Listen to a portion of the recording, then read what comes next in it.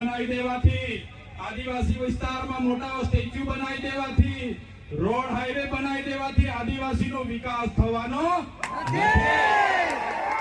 આદિવાસીઓને ડેમનું પાણી આપો, સારી શાળા આપો, સારી કોલેજ આપો, સારા ડોક્ટર આપો, સારી યુનિવર્સિટી આપો, તો જ આદિવાસીનો વિકાસ થવાનો છે। આજે ગુજરાતમાં 15% આદિવાસીઓ વસે છે, દેશમાં 8% આદિવાસીઓ વસે છે। દરેક ક્ષેત્રમાં અમારી સાથે અન્યાય થયો છે। જે પણ સરકારો આવી માત્ર ને માત્ર મત બેંક તરીકે આદિવાસીનો ઉપયોગ કર્યો છે।